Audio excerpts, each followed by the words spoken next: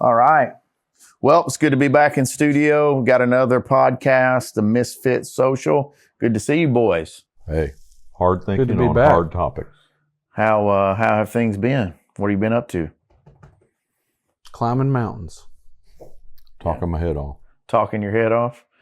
What about Toledo projects? How's things going in Toledo? Well, Toledo, that was interesting. Yeah? I learned a lot when I bought that property because Yeah. I'd never really bought a commercial property Yeah.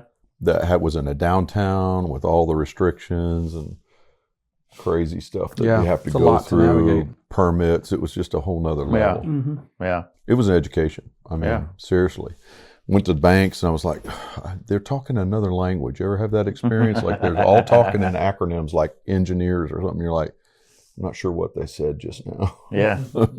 So I went to school. So, I mean, it's been a great project. I'm in the middle of it, but I love it. I love it. And I've learned a lot. Yeah. Well, speaking of construction, our guest today, Shannon Payton. He is contractor by day and one of the greatest coaches in our area by night. Yeah. Okay. And sport? Softball. Okay. Yeah. Hitting coach. And so I just want to give a little setup and a little background here. Shannon and I met when Evan was probably 7 or 8. 7 or 8, probably. And his son, Maverick, our boys were on the all-star teams together. And I grew up playing baseball. And essentially when they would say, hey, we're going to work on batting practice, it would be they'd put the ball on the tee and you'd get up there to hit it. And they might say something like, put your elbow up or put your elbow down or, you're standing a little open, try closing your stance a little bit. This brother comes in. Now, keep in mind, I said our boys are 7 or 8 years old. They're not college level. This cat comes in and gives a clinic on hitting to these 7 and 8 year olds. And I'm like, wow, I wanted to sign up. I'm like, get out of the way. Let me get up there. I'd teach me, I want to hit. And so I knew right then and there that this man knew more. He'd probably forgotten more about the swing than I will ever learn. And so recently, he's been working with my daughter now. And I asked him the other day, I said, hey, look, man, I'm getting ready to have an executive coaching session. And what do you think if I bring my entire executive team to your batting facility? Oh, interesting. And it was very interesting. And so we went there. Claire started out. He worked with her for about 30 or 40 minutes. And then we had somebody that knows how to hit a little bit, get in the cage, and he worked with them. And then we had a lady who had basically only swung a softball bat at like church camp. And he worked with her. Mm-hmm.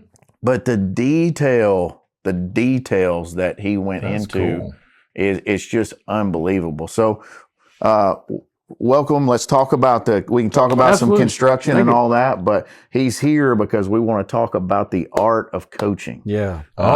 The art of coaching is what we're talking about today. To talk about real estate. And streets. We know real estate always and streets. Want to talk about streets. He likes to talk about streets, infrastructure, sewer systems. Sorry not to rabbit trail off on that, but the real push behind that is all of your art is city streets and maps. Yeah. So I think that's where you were subtly headed with that. Well, not really. Yeah. No, I was just curious. I really was curious. So Shannon, tell us a little bit about what's a day look like for Shannon Payton, and give us a little bit of your life story. Well, I guess I was kind of thrown into coaching because I felt like, first of all, I had a little girl, and that was my first kid, and wasn't disappointed. I was okay with whatever, as long as they were healthy, we're good, But I figured out real quick after she got old enough to start doing some sports and stuff like that. I thought, man, there's nothing like this. There's nothing like having a little girl. And so, the more we built our bond and built some trust in one another as far as what she wanted to do. I felt like I needed to go help her as much as I could. And your daughter's name is Mallory. My daughter's right? name is Mallory. Right. Yeah, she's 25 now, so it's been a long journey, 20-year journey there. Yeah. So and she started playing like softball type stuff at 5? 5, 6 years old. We were playing. Oh yeah. She was exceptionally good, and Good. And he's like, we ain't just playing, we're winning. she's Yeah. exceptionally driven person Good. from the start. So Yeah. highly intelligent and very driven. Every day she come in, no matter what. Back then, there's no telling what I was doing, packing trusses or packing block or whatever I was doing. Dad, I want to go throw. Dad, I want to go hit. I drug my tired rear outside, and we went and hit. Yeah, because you're working construction during the day, Yeah. and you're coming home tired from doing some Whatever. back breaking stuff, and she's like, "Dad, come on, let's do go. some soft toss. Let's hit it Let's off go." the tee." Yeah, and Are you're there like, yeah. cages and batting stuff around here like that?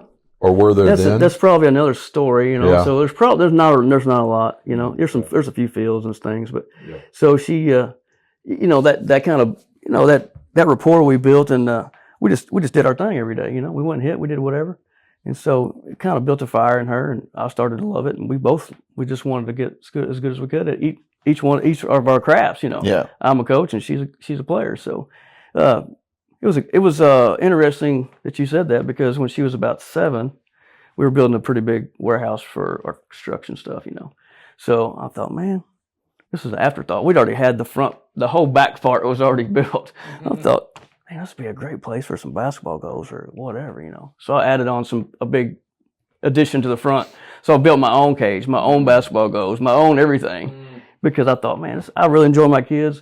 This would be a great time to invest in That's fun. some future, And so it's been a great time. That's exactly where we went to hit that day. Where does she play on the field? Everywhere. She played, at that age, she was really good at catching and throwing and hitting, but shortstop, is where she started. And then she learned how to pitch at 7 years old. She started pitching lessons at 7 with a guy out of Evansville. Pitched through high school. Ended up playing at UK 4 years. So Awesome. Good for her. she was pretty good. Yeah. So she saved you some money. So She did save me a lot of like money. all that He is college driving. money. He is driving a new truck now. Yeah. I didn't. Yeah, 15 years I had the same truck. So That's yeah. right. You might owe her a little bit though. Just think about it. Yeah. I mean, she got you out of a bill. She Now you did. probably owe her a little bit. Yeah, she does. It's been a good time as far as that process, and She still live around the area. she and actually is in her last year of optometry. stuff? Oh, okay. She's going to be a doctor in the spring, so she's almost done. Yeah, Yeah. Fantastic. Well, you couldn't be prouder. she's a of very her. driven kid, so I would expect no less.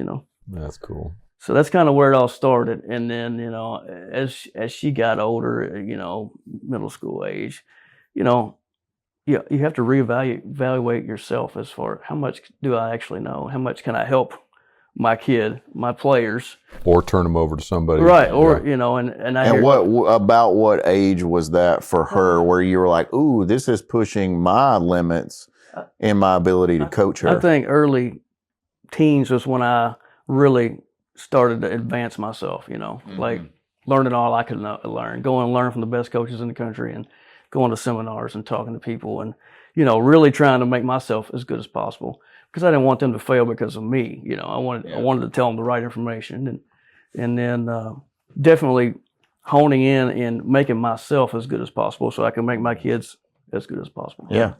So she goes through middle school. You end up coaching the high school, right? Mhm. So just tell us a little bit about how that transition happened. Yep. So,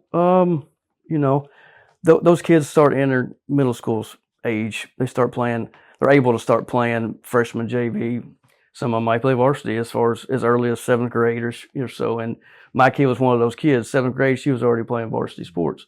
So, I think for her, it was we surrounded ourselves, me as a coach as well, with like-minded people, like-minded dads. Actually, most of them driven people, and those in return had driven kids, driven players, and we kind of just carried those kids along as long as we could.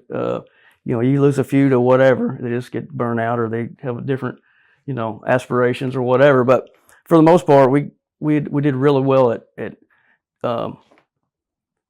retaining all that talent through the high school career, and I think it really when you surround yourself with like-minded people, you tend to drive yourself to a level you never could achieve by yourself. And I think that really is what happened there. You know? Do you think that's why select teams end up kind of emerging, because there's not the local drive? I think for sure. Yeah. You know, you guys are fortunate and maybe unusual to be able to have that locally. I think so for sure. We were just talking about something similar to that just a second ago. Yeah. And, you know, I praise all the people who are trying to help kids at local levels. It's just that they only know what they know, and they don't, you know, they're trying to help, but at some point you run out of information to give them, you know, and then what are you going to do? So I think for the next step is more like travel, select things, and then, you know, trying to be able to play high school sports and do well, you know, and then maybe you get to go to college. So did she do some of both? Oh, for sure. Select yes. as well. And that was started at our really early age too. So we were doing select pretty much. Travel, what we call it around here, is as early as 9U, 8U, 9U. They were playing that together. So that's another story all in its own. So that went on. You know, you play in the fall and you play in the summer. Go to school, you're playing middle school and high school sports, and you kind of rotate, you know. So You're getting some reps. Yeah, you're getting a lot of games in. So a quick question for you. Was there any, I'm sure you coached to some degree in construction, just teaching people how to do things the best way and all that, but for the science and philosophy of a swing, that specific of a thing, was it your daughter that drove your growth in that area, or was there a little bit of something there before that moment for you as a coach? I love to play, and I used to play a lot. Okay. I played baseball, played slow pitch softball. Me and my wife played co-ed softball for years till I was almost 40. As long as I could play and not get injured. Yeah, right. We played. So I think that was always fun for us. And my daughter was obviously my kid. My other two boys were always drug along to those tournaments. And, you know, it was just something our family enjoyed, you know. So it was easy for me to get involved because I did enjoy it. I liked to play it. I kind of understood the science of it. And the more I studied the art of hitting in general, the more I was intrigued, you know, the more I wanted to get. It's like you become like a junkie. It's like you can't get enough of it. It's like, because you see the growth in your kids, you know, you see the excitement when they finally do something they never done before. Yeah. And then you start to win things that you think, man, we're pretty dang good. Yeah. And it's just like you never want to stop. It's just like, I won that one. Let's see what we can do. do. It's that synergy between the student growing and succeeding is driving your growth in knowledge and your skills for passing that on. I love that dynamic. Now, you guys haven't hit it, but I'm going to tell you, you know, when you're too old, you know, it's time to quit playing. When? It's like when you make a play and in your mind it was a good play and you get kind of up, maybe get a little dirty in it. And people, instead of saying high five, you say good play, they say, you okay? You okay? That's when you know. Yeah. They don't say good play, they say, are you all right? Can you get up? We need to call somebody. Okay? I've actually had that happen. I was Man, that's tough. I hate you right now. That's it. It looked like you didn't mean it. You meant to do that, but you really, it's an accident. And the truth be told, you are hurting just a little bit, but you don't want to let it. You're not going to let him in on that one. So the select team was called the Heat, right? The first one was called the Heat, Hopkins County Heat. Yeah. Our original name there. Yeah. Hoptown Heat. Those banners are all in your batting Right, cages. yeah.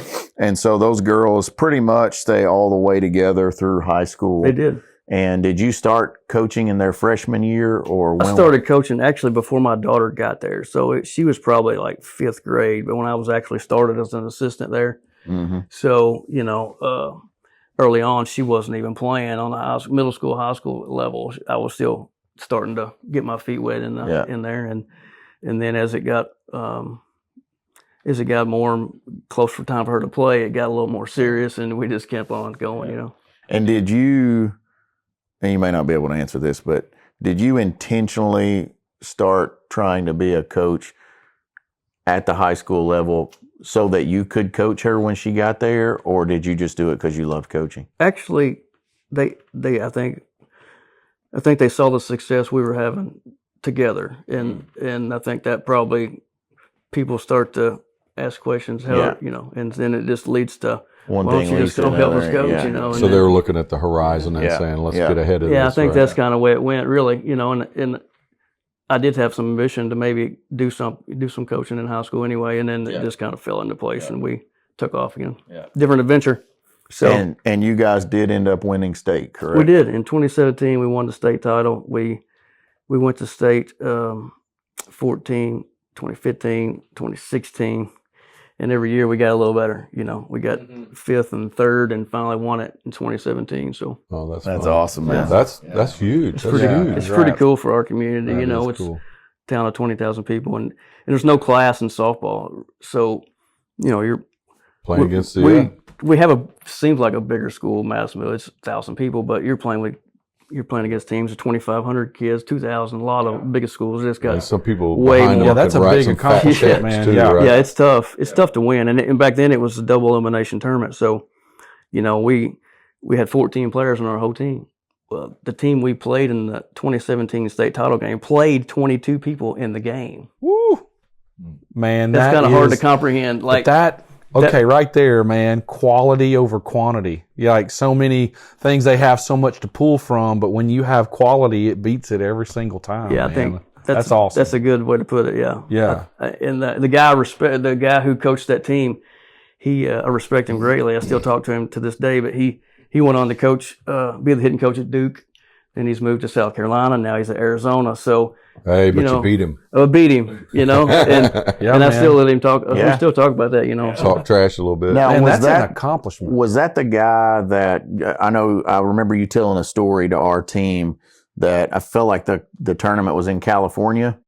There was one big tournament in California. And yes, and you guys got smoked. We did get smoked by. And then you went back the next year. So just talk a little bit about like what that felt like to be there and then to come back from that. Well, this is a very prestigious tournament in California. It's called PGF. So it's not you just pay to play. You actually have to be good enough to be there before you can come play. So we went to this tournament, and this girl, and we had a good team, really good team. This girl was committed to go to Florida to play softball. And she struck us out like 15 times that game. So, which is pretty tough, you know, to do in any level. But we were really good, and for us to do that was tough. It was tough on us. So, you know, I figured out what we could do to get better and start a different way of my philosophy had to be a little different, you know. Yeah.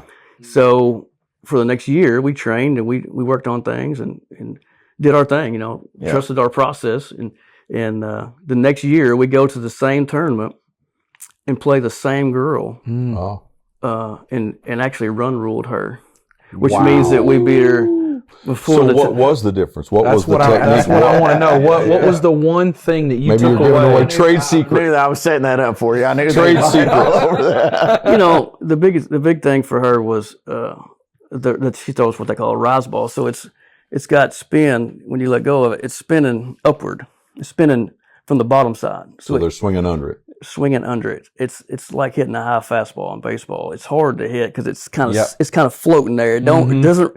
Your eyes. It's actually not really going up as much as it's not going down. You create that spin under it, and it just your mind thinks everything comes down. You throw a ball up, it's coming down. Yeah. Right?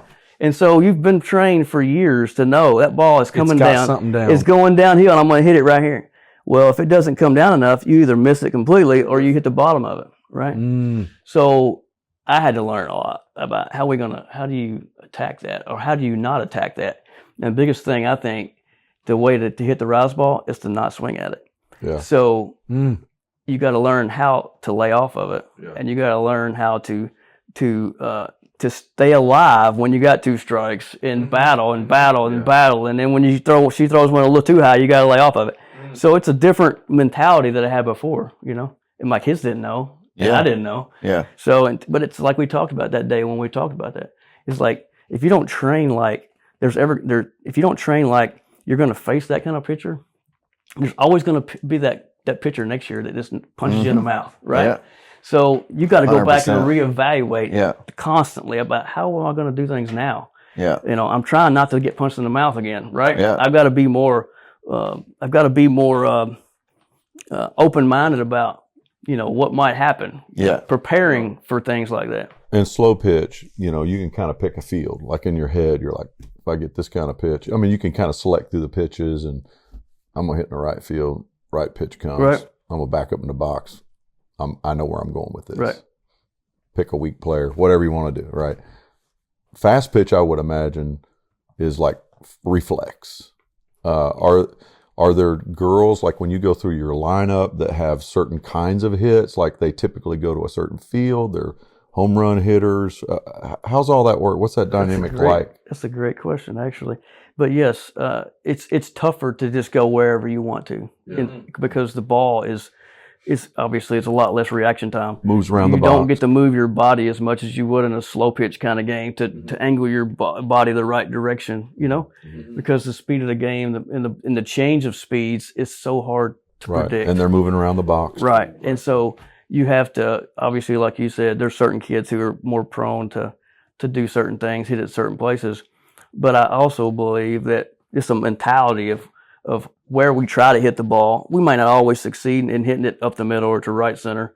But if we have that mentality, we're on time more often. We have more hard hits. So it is good to have something in your head, even no matter what's happening with the pitch. It's good to have kind of a zone in your head, because your brain works on it or whatever. Oh, I believe your mind is a very important. If you could actually harness all the ability of your mind, is incredible what you can do. It's the tough part for people. So it is good to pick a field then, if you can. Sure. Yeah. Well, I'm going to try to relay, because that's another thing he does is when Claire goes to batting practice, she has to make mental notes afterwards, and so do I. And then we compare notes. So I'm going to see how good I did on that day when she was there. So she's in the cage and she's hitting everything to left field. She's pull hitting. And he's like, that's not where I want you to hit it. I want you hitting it over my left shoulder. Like, man, I want you hitting it hard. So he has to go through multiple things with her. And I swear, it didn't matter what he did. She was still hitting it left. Pull hitting it. So he gets all the way down to where I think it was 5 softballs across the plate, right?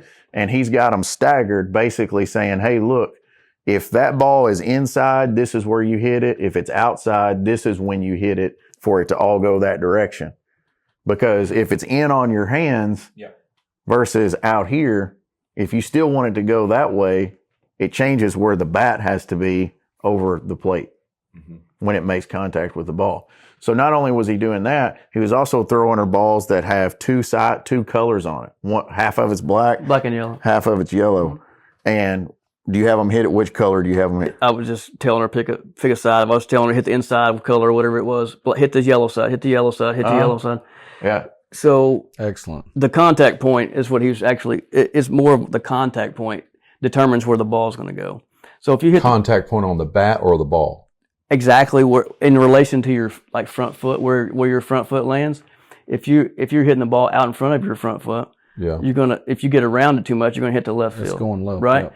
But if you let the ball, and it depends on pitch location. Yeah. Pitch location determines where the contact point should be. Okay, if it's outside, it's going to be right inside of your front foot. Okay, and so if I could show a more physical, it'd be physically I could show you better than tell hard, you. But it's like the barrel only lets you hit it on the barrel if you let it get to the inside of your front foot if it's outside corner. Okay. So the if you can let it get to that spot, you got a much better chance of hitting it on the barrel flush with power to right center. So what I was doing to her was we were making her call out locations. So the ball's on the plate, across the plate, she's got to call out their location. And I numbered them 1, 2, 3, 4, 5. Okay. So instantly she knows she should be hitting the 5, which is the outside pitch, to middle right slow center. It down a little bit. She's got to have a mental. I've got to recognize pitch location, and I've got to let it get to me, so I hit it on the barrel the right direction. So you try to hit the outside pitch too far out front, you hit it on the end of the bat, and the travel is much less. So it's not a hard hit ball. So that was just something that made her, I think, instantly. I feel it now. I mean, in slow pitch, which is what we played a lot of, you just step toward the field you want to hit to, and that's really tough. You can't do that in fast pitch. No. The ball is moving a lot, and the velocity is too much. And so I think like that's a great example of you saying from a slow pitch perspective, I don't know that can be done. And he's saying from a mastery level, it can. It's can just a be different done. science. It's a little bit different. If all you ever do is just be like, well, I'm just going to get up there and try to hit it to left field on the girl throwing the high. There's too many factors. Good luck. You're probably not even going to make contact. And it's muscle memory. If you've learned all of these practices, then pretty soon you're doing it without thinking as much. Yeah. So where was your daughter? What kind of hitter was she? She was an incredible hitter, actually, and very. Was that her ticket? She was. If you were to say what was your daughter doing? Why are they recruiting your daughter? It's because she was a hitter. Okay. Great defensive player, great teammate, But great there at can everything. be a lot of people can be that. She had 70 home runs in high school. Wow. So wow, a lot of people can't be that. Yeah, no, yeah, that's exactly. second all time in Kentucky history. Right. And Wow. I got another good fact. The number one player was also on my team in the same year. Oh wow. One hit 75 home runs. One hit 70 home runs for their career, which is 1 and 2 in state Kentucky history. Oh, that's sweet. Which is 30 years. That tells a lot of the story. One right went there. to Alabama, one went to Kentucky. So that tells you what kind of hitters I had. Yeah. on my What lineup. field did she typically put it over the fence on? Mine was more center, left center. And so the Tao kid hit it more. She's left-handed, but she hit it more center, left center too. Okay. So she hit her contact point was a little more away, Sure, yeah. But that's just what hitters. Everybody does something different. In all your years of coaching, this might be a weird question. I'm just thinking it, but it's like in all your years of coaching, what would you say is one of the more common things that the majority of hitters they just struggle with? And I know you've got early, they're just learning to hit, then you've got more advanced. Is there something in there that usually is like a commonality that you keep having to work on, or it's something that's got to be addressed? What would you say that is to make good contact? I think for young kids especially, it's about having fun, for one thing. That's the biggest thing. Relaxing a little bit. Just have fun. Like, I That's get people good, calling man. me saying, I want my kid she's 6, I need hitting lessons. Yeah. My thought is, man, Too uptight. have fun. Go outside and get a wiffle ball and go play wiffle ball. Make it so fun that she never wants to stop playing. Yeah. So that's how they stress get and good. anxiety about hitting is like it kills good hitting, right? Oh, for sure. You Man, screaming that's good. things that aren't true to the kid who it just destroys their fun, Then they don't want to play anymore. Then I've seen golfers like that. They overthink it.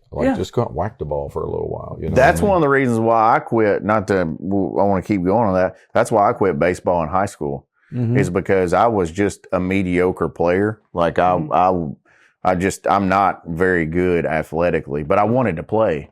And the coach at the high school at that time was like big on embarrassing you if you were mediocre. Yeah. And like I for whatever, I don't know if it was my eyes or what, but super high fly balls was never my strength. And he would put the jugs on third base and set it up to full speed. Yeah. And we would have to run from third base, dead sprint, not look over our shoulder until he said turn. And then we could turn and we had to locate the ball and catch it. And I mean, that ball would go so far up in the sky, you couldn't hardly see it. And I just remember one practice where I was the last one out there and he was like, you're not quitting until you catch it, which I was fine with the work. But the way he talked to me just made me feel, and I was an 8th grader playing on the 9th grade team. So it was just like, Wasn't fun anymore. man, I think that's a good. I want to segue into that from coach's perspective, right? Like, isn't it? How important is it for a coach to, there's some being specific with that player, but to avoid that stress and anxiety. How would you describe as a coach balancing that, where you're wanting to get them to grow, but also trying to make sure you don't put them in that place to where they clinch up, or they're too much in their head? Oh, I think that's a good question too. And I agree with what you're saying as far as you got to push them. At some point, you got to push them to grow in some manner. Because I won't grow without that help. And you got to stress them out in some manner because when they turn the lights on and everybody's screaming and mom and dad's there and grandpa's there and everybody's, that's a moment. It's like, it makes it stressful. You're going to play in that stressful environment. So I think you got to figure out how to give them success and confidence at practice enough that you can overcome it. And you got to, sometimes it's going to be little small bites, a little more stress every day, a little harder every day. And they learn that, man, I'm actually doing something I couldn't do a month ago and he's still stressing me out a little bit and I'm still growing, you know? And then you get to where you can do it in a game with everybody screaming and the lights are on, That's good. I mean, I was listening to a pro interview the other day, and they were talking about a coach that was, I mean, in the pro level, right? Right. And they were like, hey, we want somebody that's hard. Yep. That's what we're here for, right? Mm-hmm.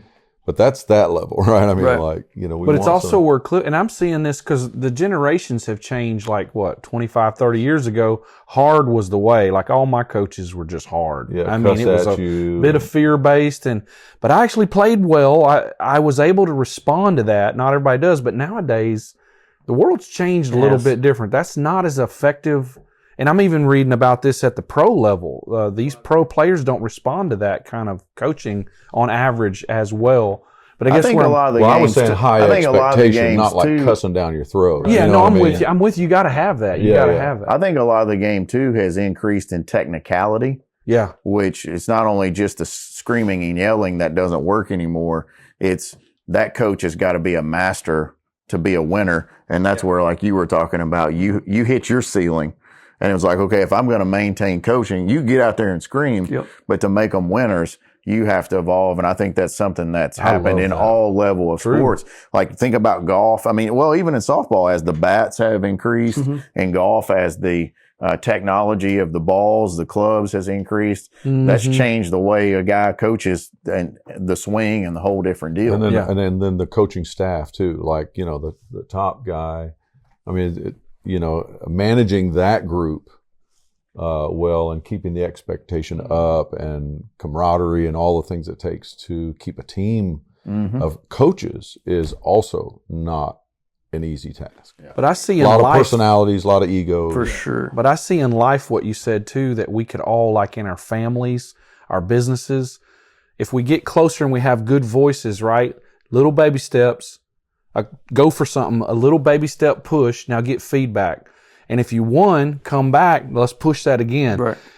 That rhythm is really healthy for just success in life in general. Don't bite off more than you can chew because you're going to get stressed out and get in your head. And maybe like relational equity too. Like, you know what I mean? Like, I've earned the right. Exactly. Not Coach to embarrass you, he's but been in my to square life. off on you and say, dude, you know, you got this potential. You can do it. You're messing up a little bit, and I'm going to show you how you can absolutely do it. Rise to this moment. And I think that as I keep pushing them, and as I start having many successes over and over a period of time, it creates respect for what I'm doing for them. And then they don't take it personally. No, and if you can take that criticism as a player and keep pushing that kid, man, they can do things they never knew they could do. Right. And I think it's developing that relationship. Yeah, and this is trust. Yeah, that's what happens is I start trusting. Yes. You're going to push me. I might not like it, but I can't not trust you because of our history. And I think that's why the championship kind of teams have that kind of trust. But I want to create an environment where if you're my player,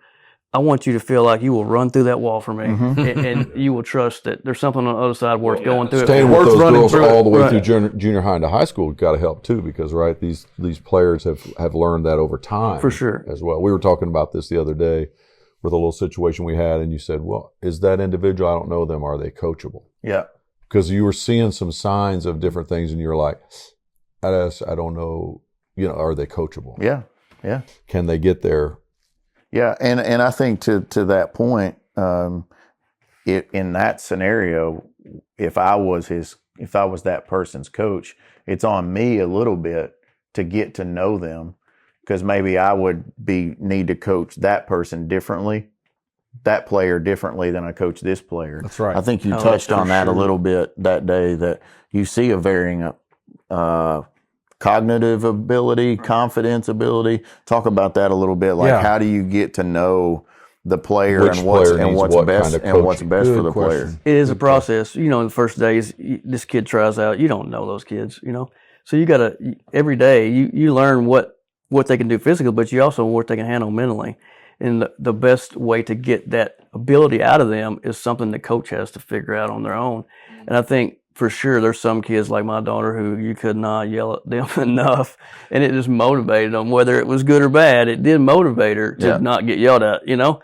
So she wasn't going to do it that way tomorrow, right? But there's some kids, they could not handle it. It just shut down. They would actually tear up, like they would freeze. Like, so you figure out really quickly, I can't do that again. That kid was distraught, you know? Yeah. So And there's some kids that don't need a lot. They're just so motivated. They have they're so intuitive almost. Oh, and I think for me, females in general are they're like, they want to please you as it's in their nature, They want you, they're not the kind of the people, boys in general, who bow up and want to do it their way as long as possible. You get what I'm saying? Yeah. Like little boys, I got 2 boys too, so believe me, it's like, they're so macho, some of them, not all of them, that they're going to do it their way as long as physically possible, okay, until they figure out that way is not working. Then they might listen to what you're telling them. And I think girls are a little different. They'll listen to you a lot earlier in the process than boys will. So girls are the wiser gender. Oh, for sure. Early on especially. No, that's true. That's true. Yeah. I disagree. You disagree? No. Okay. Exactly. I was going to say, I don't know if you want to do that, brother. I mean, you might want to. Well, it wouldn't be there's good a hill to die on, but I don't know. It wouldn't be good for the podcast. Yeah. No. So, of that team that won the state championship, how many girls went on to play college? 14 of them were on the team. 13 played in college. And the one she actually blew her knee out in the championship game the year before of the state tournament. And so she probably would have played. It was just tough for her to get back to the form she was before. Yeah, sure. That's what it was. And but 13 of the 14 ended up playing from that championship team in college. That's so crazy. That was pretty cool. How many went D1? Man, that's a good question. I had 5 or 6 in my head. There's at least 5 or 6, and then it was all levels. NAIA Division II. Who are the powerhouses in college softball? It's pretty all over the place. But SEC teams are. You remember that? You remember us having a conversation about SEC, right? Yeah, about it being a stronger conference than where Ohio State plays. He's a Buckeye, so we had to. Ohio State. Yeah. So Power 5 teams in general are stronger, but SEC is, as far as the NCAA tournament every year, like there's 13 teams in the conference. All 13 got in last year in the SEC. So it shows you how strong the conference is in general. Let's talk about Rhodes. Yeah. Rhodes. He didn't even know what the SEC was the last time we sat down and talked. So I'll never forget this. That night we came in and you had a player in there from Auburn hitting. And dude, she was crushing the ball. I mean, she was in town like for coaching or whatever? Yeah. Okay. Yeah. And it sounded like the bat and the ball and everything in that building was exploding when she was hitting. Wow. Claire comes, we come in and sit down and we're kind of setting like you and I are. And I'm looking at her and her eyes are as big as that camera lens. I mean, she's just, she's like, she looks over at me and she's like, Dad, I'm scared. And I'm What's like, the bat speed? I mean, is there a big difference, like a dichotomy between a basic high school player and a college player? I mean, like my kids, SEC level kids would be in the mid to high 70s as far as bat speed, exit velocity. They'll approach 80 mile an hour, which is crazy.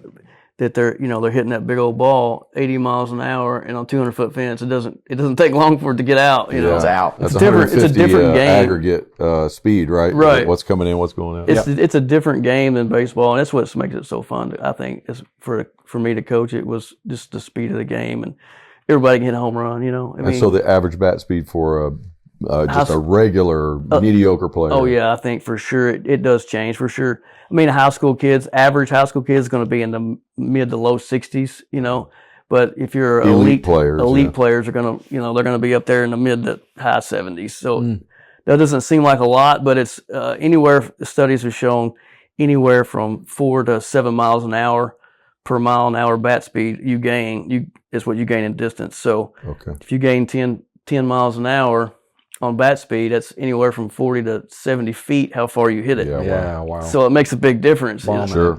Home run or not, then, Hard. That's a hard hit ball either way. Mm-hmm. Over your career, what brings you the greatest joy? If you could narrow it down to one, like if you could only say one thing, what brings you the greatest joy coaching? Man, that's tough. What about it? For me, it's just that I can't say it in one word, but I could say that Well, one sentence, one principle about it or it's something. helping kids achieve things that maybe they couldn't have any other way. I love that. Yeah. I think that's why I still help kids individually, is because, I feel like I didn't have that person to lean on back in the day. I didn't. I had to go learn it all from somebody else. And I don't want people not to succeed because they don't have that person, especially if I'm local kids, So I get a lot of calls about people wanting to know how can I direct them to do the right thing or whatever. If I can't help them, I'll tell them, I'll be able to show you what you need to be doing, and here's what I would do for her. If you'll support her, she'll get better, Mm-hmm. And that's what I pretty much told you is, I don't have time to help every kid, but I'm not going to turn a kid down. At least give them a look and say, hey, I'll show you what you need to do. You just got to go work, Yeah. So you're a left brain, kind of a math guy, just kind of rocking on. But tell me about an emotional moment with all of that. Just emotion came out and can't help yourself.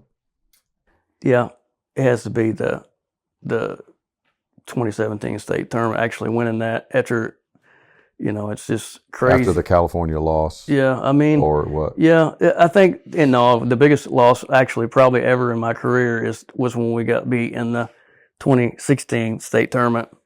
I mean, it was brutal for me. It really got me in the gut. I was kind of useless for about a month afterwards, to be honest.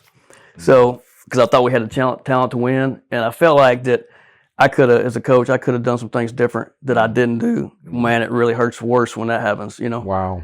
So, redemption was a big factor the next year, and man, that feeling from going from where I was in July of 2016 to where I was July of 2017 was like, that's the way it's supposed to be, Mm-hmm. And it was so gratifying to overcome that feeling. And that feeling you got punched in the gut, you don't want to have that feeling, right? And you're working to do anything. And it's not just for yourself. It's no, for the girls. It's for whatever. Yeah, it's for and whatever you do, them. if you fail at your job, you don't want to do that. Yeah. It's just you're letting your boss down or whatever. And I didn't want to do that again. So I worked my tail off to make sure that I wasn't going to disappoint my kids again. Yeah. That was worse. That was the worst part of it. Yeah. Yeah, that's cool. When we're talking about being a misfit, I think one of the things that we collectively talk about that is a frustration is that in the real world, outside of just a sporting segment or coaching our kids at the Little League Rec Center or whatever that looks like, that struggle of losing to the pitcher in California where you had 15, 16 strikeouts, you put in all the work and you lose the tournament and you said 16. Mm-hmm. And those struggles, those kick in the gut, we need that. And there's a lot about society today. I mean, you own a business, I own a business. These guys are involved in business that they just don't want that. Like they want the path of least resistance. If it has any pressure against it, it's like, I can't handle that. Mm-hmm. Like I really feel like for me, from a Tunco perspective, that's when we take the time to do what you're talking about doing in coaching and letting people see what they can overcome. Mm-hmm. If all we do is beat up on those kids, then they don't ever really know what they can achieve. I think we have the same thing in the work environment. If you have somebody who's they don't have anybody in their family who's ever graduated from college, they've never had an administrative job, they've seen a certain kind of routine. So to go to those people and be like, hey, you can do this. A lot of times they're like, whoa, wait, no, that's not, no confidence. That's not me. So one of the things that we've started seeing at Tunco is like getting little wins for people in establishing like, hey, I can have a career. Like I can be successful in this. Makes all the difference. And I don't know what you see in players, but what I see in our players at Tunco is it's almost like if you can get that fire lit, then it's just like, then I just got to keep putting a little gasoline on it. Yeah. Well, it's like any fire. I just got to keep put a little gasoline on it and it'll keep going. Yeah, I would agree 100%. I would say if you looked at all the factors of the two, it's got to be a lot the same. In the workforce why would I not want to be pushed as a player to do things I couldn't do last year. You know? Yeah, exactly. And Paul, you said like the length of time that the team had been together. I think that's another thing that as bosses, managers, business owners, keeping the team together and not getting so frustrated with the players to where you're just like, I'm starting over. We're rebuilding. Right. You know, I'm not saying there's not ever a time for rebuilding. Yeah. But making that long-term investment. I think one of the things you said to me is that people do decide, hey, this team's not for me. That is going to happen. Mm-hmm. But I think as an owner, a coach, entrepreneur, whatever you're in, if you find that that's all your team members, there may be a coaching problem. Right. Yeah. There could be. It's probably not a player problem. It's probably it's probably a coaching problem. It's Kaylee Tao, right? It is. Did they win the national championship with Alabama? They went to the national Final Four and ended up losing. But she was an exceptional player, 3-time All-American. So, she's. Yeah. I was blessed with kids who wanted to do it the right way. You know, and Allison Davis, Heather Webb, and then they're all at different levels. Heather Webb, Morgan McElroy. I mean, and it wasn't all just the 2017 team. There was a lot of those kids I just named were kids who were 2015, 2016 graduates who kind of helped lay the base to that, you know, and it didn't just start then. It was a lot of kids who were really driven before that, and it just happened that the year we got it done was 2017. But, you know, it's not going to be just a couple players. And we talked about my kid and Kaylee Tao. Yeah. They're great players, no question about it. But you don't win it with just two players. Right. You know, if that was the case, they would just walk them every time. That's right. And That's right. You got to have more players than that, you know. Right. So, you know, Courtney Patterson, who won the MVP as a sophomore. I mean, there was just so many kids who stepped up and did things they'd never done before. So, you know, I don't want it to say, and I think superstars are great. You know, they are. They're doing something that nobody else can do. But you got to have that support team to make them superstars great. You know, that's just the way it is. Team culture raises people up to it, right? Is that we can do it. You know, that's what's incredible. To be a part of a championship culture raises us all to the level of what's possible. Oh, I agree. 100%. All right. So you and I both like Nick Saban. I think he's great. So give me some, and Nick Saban, if you watch this podcast, we'd love to have you on. Give me some favorite Nick Saban quotes or scenarios. Just something. Don't have to be your favorite. Just give me something that pops into your mind. I got to think of what. Hey, by the way, while you're thinking, the new coach for Alabama is Colin DeBoer. Yeah. So his sister is a friend of ours in Dallas. So we might want to keep that in mind. Okay, let's go. That's pretty cool. Yeah. I don't know how he's done. Well, they've been playing kind of low ranking teams so far. Yeah. Alabama football. I quit watching. He came from Washington. Yeah, we love him. We love him in Washington for what he did there. Yeah. I got to think about what he said exactly, but he said something to the effect of this, and it just resonated with me. I just got to remember exact words he used, but it's something that complacent people don't like high achievers, and high achievers don't like complacent people. So you have a choice to make. Which one do you want to be? Mm-hmm. Because if you're in our program, complacent people won't last very long. Yeah. Pretty much is what he says. And he's got not a podcast, but he's got a video that I've seen several times. You got to watch it. It's great, and he talks about high achievers and why they're high achievers and why they don't mix well with other people who don't think like they do. And I think, man, that's the way it is, really. Yeah. You know, one thing I've heard him say over and over about the high achievers is they don't like mediocrity. For sure. Yeah. You know, and that's when we've been on the field together. Like, I know you and I both are just like, hey, that's even the way you go onto the field.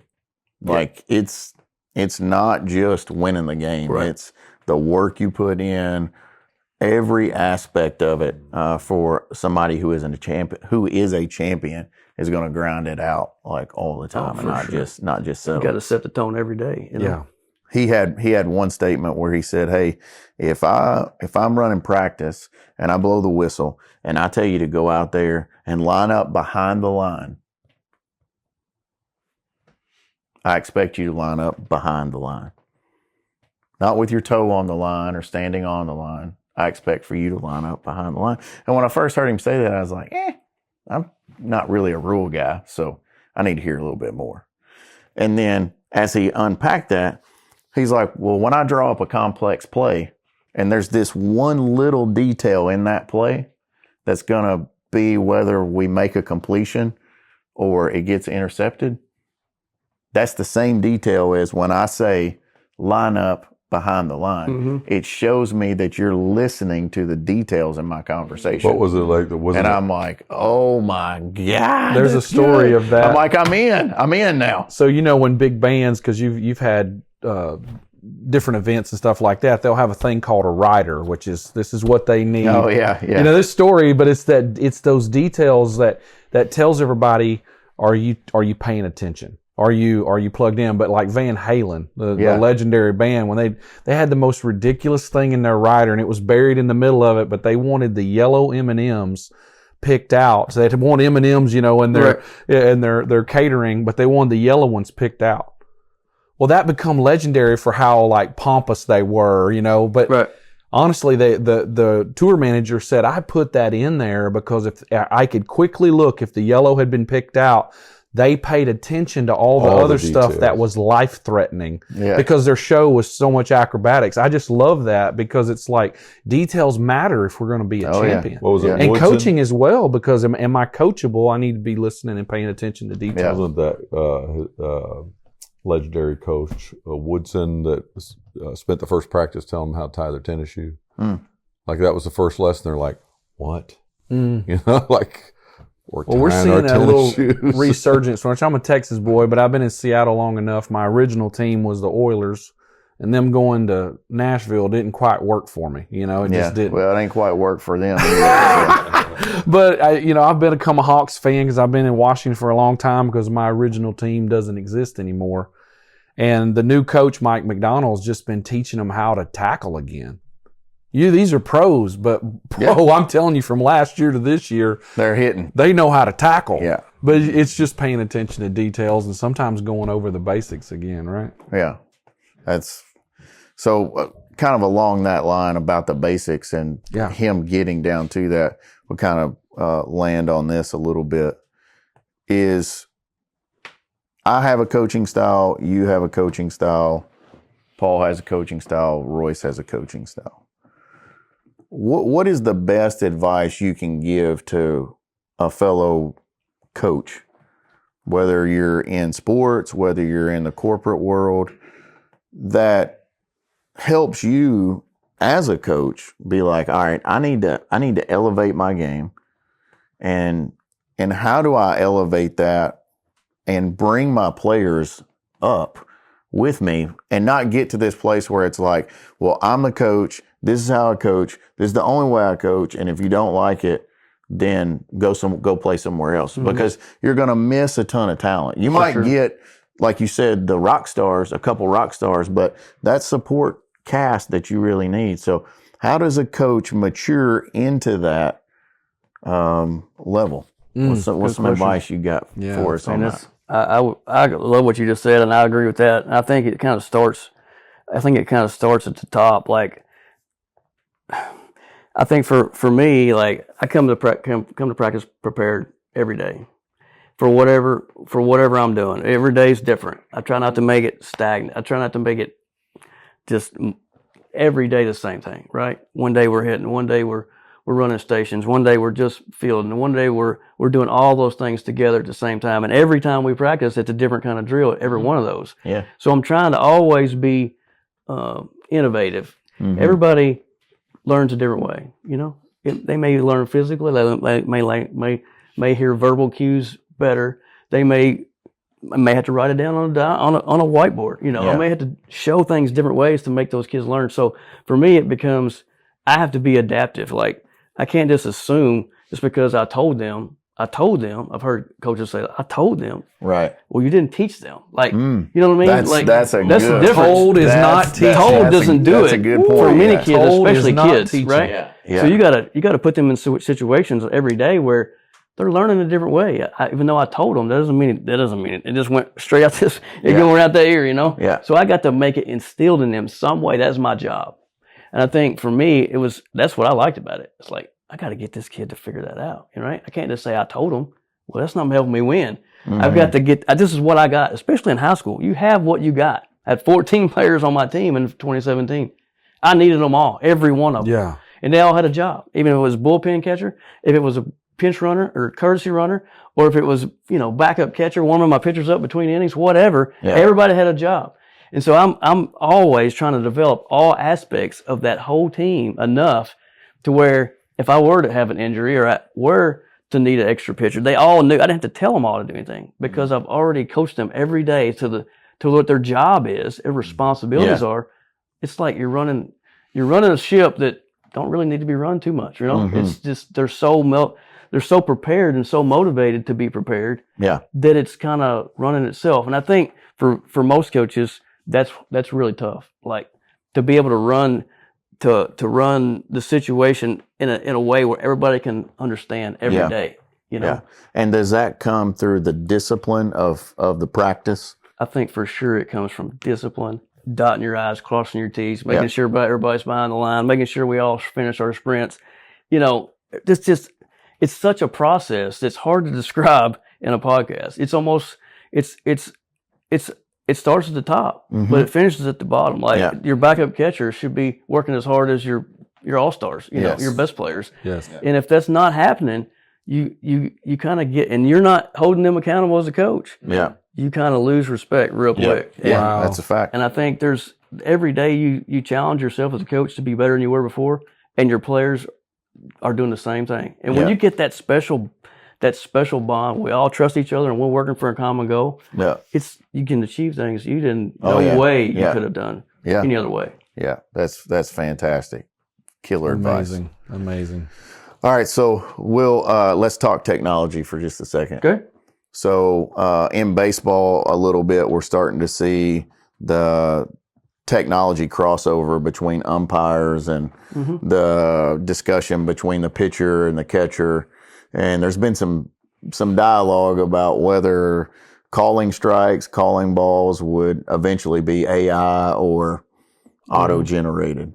Do you want the subjectivity of the ump behind the plate, or would you go for the technical route? That's tough because I think that there is a human element that makes it, sometimes you kind of win, sometimes you lose because of that, Yeah. But I do think there comes a point when technology is going to be so great that you shouldn't have to drive across the country and lose a game because the umpire missed a call, Yeah. If you could avoid it, like why would we do that? So I'm kind of on the fence, to be honest. Yeah. If there's a way you could kind of have both and it wouldn't slow the game down and you could still, like a backup. If it was a blatantly horrible, terrible call, and you didn't lose the national championship because it was a blatantly, horribly, terrible call. Of course, it happened in football. You can throw the flag on something, and it's not so much in softball yet, or it's starting to. Well, in college sports anyway, it's harder. It's an expensive choice, right? You know what I mean? I mean, you could maybe do it in a college level because you got some bankroll, right? But what are you going to do on the average little high school? No, team, high school teams you couldn't. Video, cameras are just too expensive. Yeah, but at the college level and the professional level. It can definitely be done. I think it could be done, and I'm not sure why you wouldn't, to be honest. Especially in certain calls, certain situations. Yeah, I mean, for me, as we coached together some in the baseball. I haven't coached any on softball, but I just feel like too many times that subjectivity comes into play. And I've been on the winning side of that, and I've been on the losing side of it. Yep. But you don't like it for the kids or the team members. Whenever you're like, man, they really shouldn't have lost that game. I think too, it makes it worse, especially at lower levels. It costs a lot of money to go places and play and travel. And people have a lot of stuff invested this is true. It makes it hard to take harder to take than ever before because it costs so much money. Yeah. Well, and a tough job to be the ump too. For sure. It's a lot on your shoulders. Envy that job. Yeah, no. I mean, your son's coaching out there where Claire plays rec ball, and he had one parent hollering at him one night, and I said, "Hey, look." He's umping or coaching? He's umping. Yeah. And I said, "Hey, don't worry about that." I said, "We got this if something happens." Like, just because people are so obnoxious, and especially in the rec leagues, everybody thinks their kids are going to be the next LeBron James or whatever. Yep. All right, last thing. Okay. Give us a misfit in life that you knew, heard of, could be alive, could be dead, that you're like, hey, this person was a total misfit and I respect them because of what? Man, that is a tough one. But, I like Charles Barkley. Oh, come on. Yeah. Yes. Chuck. I mean, Good one. if you watched him when he played, you didn't mess with him. Yeah, right. He went, but and he was a little arrogant, a little bit over the top at times, and he would fight and act like an idiot. But now that he's got on air, he's the same guy. He's going to tell you like it is. Yeah. You may not like it, but he's going to tell you, and it don't matter. It don't matter what we're talking about. Yeah. He's going to be honest about Yeah. it, and I respect it because Yeah. people need to hear it. Yeah. Yep. And I don't care if you like it or you don't. But we're so politically correct sometimes. Oh, yeah. Especially on TV. It's like Yeah. we can only hear certain things, right? Yeah. What? Yeah. That's not the way it should be. That's why we have soft people and soft kids and Yeah. produce soft kids, in my opinion. Yep. It's Yeah. too much Preach. phone, Somebody hand not that boy a enough. Bible. Yeah. Get him on mic.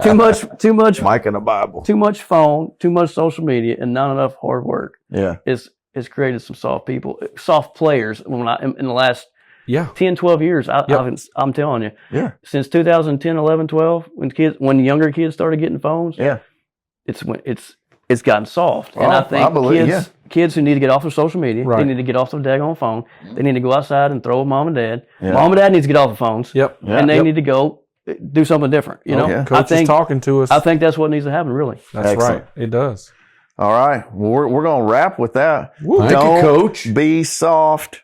Be a misfit. I thought we were going to talk about real estate and roads. We'll talk about that on the next one. Shannon, good to have you, Yes, brother. sir. Appreciate it. Thank you. Remember to be a misfit, and that's another episode of Misfit Social Podcast. I Thank you, learned a man. lot, man. That was awesome. Thanks, guys. Let's go.